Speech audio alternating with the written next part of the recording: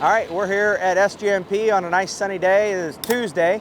We rolled in yesterday and got a few partial hits in last night. We showed up here and discovered we didn't have our Hans device, so we opted for some 100-foot hits until we get that here. Today is a beautiful day, a little bit chilly this morning, but track's ready to roll.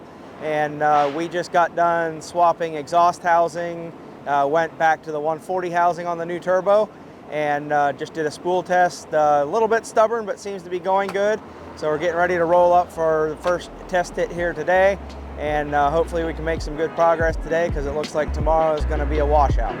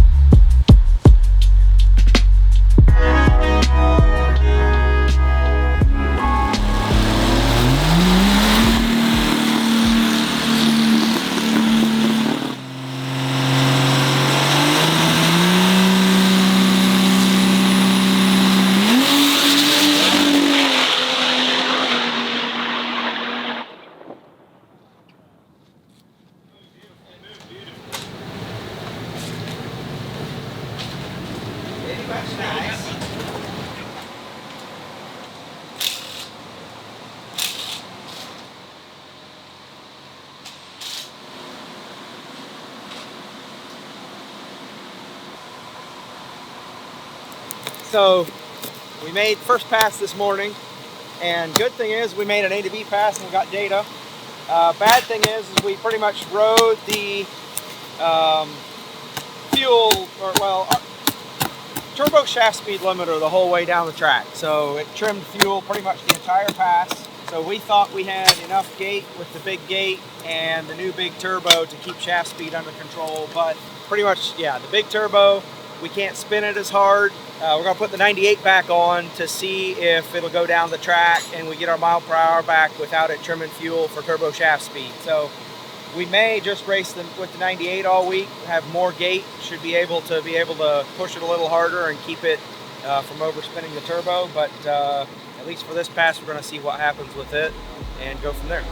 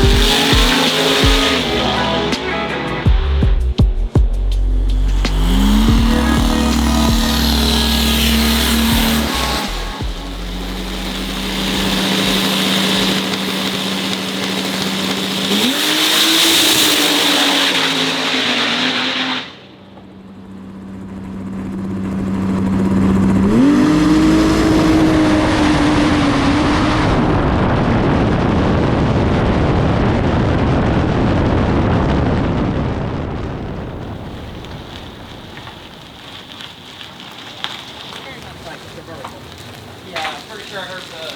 Alright, heard the. Too far. Sound like RPM rev limiter. Yeah. I very much heard boiling fluid.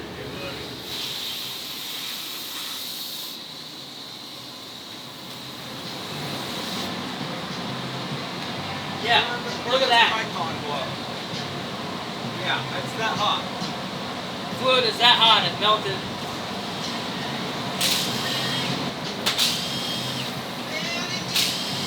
Where's the temp gun?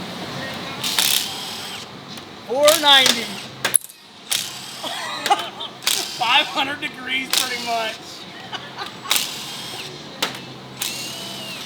What you're saying is don't touch anything. Don't touch, yeah. Like it baked the fluid immediately to the...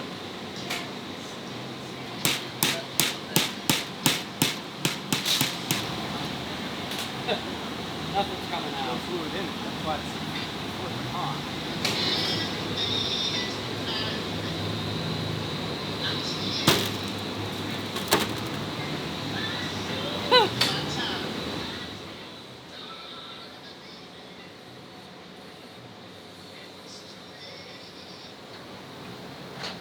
Looks like what came out of my asshole this morning. Is it coming? Almost.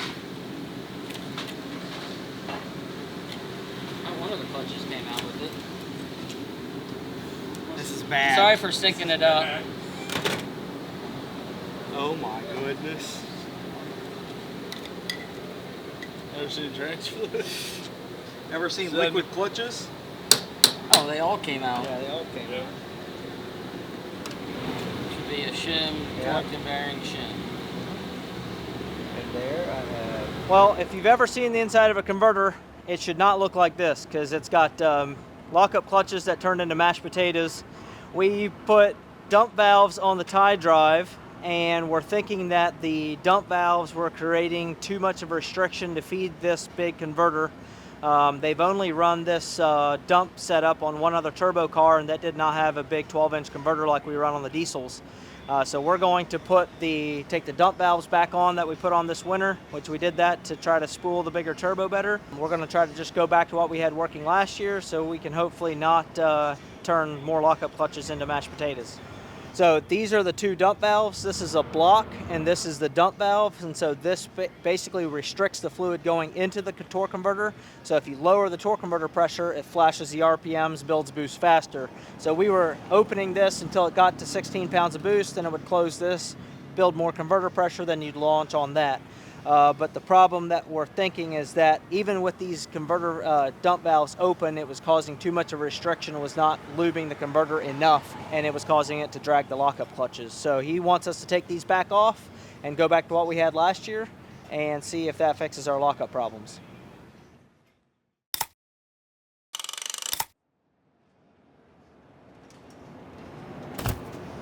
Tuesday, we wrecked a lot of stuff in the trans, and we didn't have all of the parts that we needed to fix it. So, of course, we overnight parts to the shop, or to the track, from the shop to the track. It's supposed to be delivered next day, overnight, 'cause that's what you do, you know? Here it is 2 days later, and we still don't have parts, but Lynn went to the hub, which is about 30 minutes from here, and I think they're finally giving him the packages. Not really sure, but yeah, so it's been fun getting parts to fix the trans. But we borrowed some parts from a racer here, at least enough to get us to the point where we can put the trans in the car, and then once Lynn shows up with the other parts, then all that stuff is external of the trans that we can install. So it should be good. We'll see how today goes with the weather. It's 45 degrees, keeps misting on and off, so great racing weather.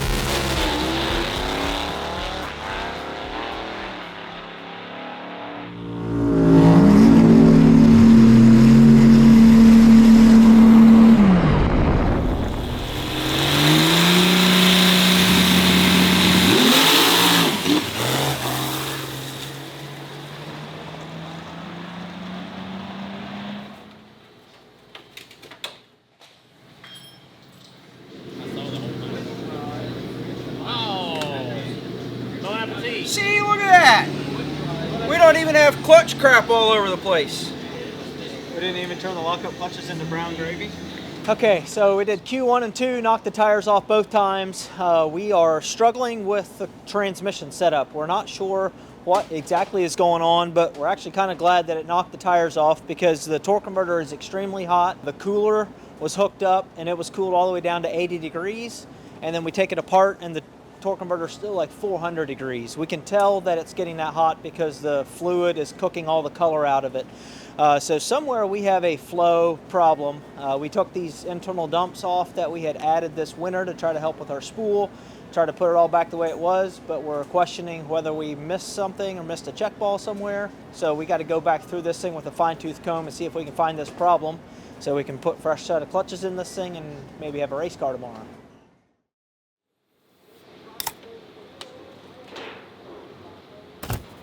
So we're having the converter rub on the pump, which we're getting a clearance issue. And talking to Todd at Tide Drive, he wants us to put the bell housing up here and get some clearance. So we've got the converter on here. I can bump the engine over, as you can see. Now we're going to put the bell housing on here and measure our protrusion and make sure that we get enough clearance to where we know if our clearance is our flow problem or not.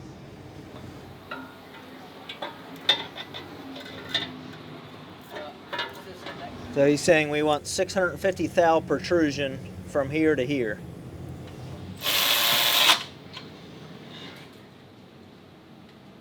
.690. 690 or 590? Well, this says right at .60, and this ring is 09 thick. I mean, we're definitely deep. If this thing is actually ballooning with pressure, Yeah. Then it could be going deeper. Yeah. Well, it obviously about has to be ballooning. So now we want to take the other converter and measure it too? Well, yeah, I'd like to. Okay, let's do the same thing. Feet off and do the same thing. Put the cap on it just when we're sliding it around so we don't.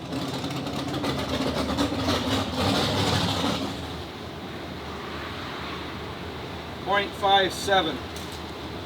So 20 thousandths difference.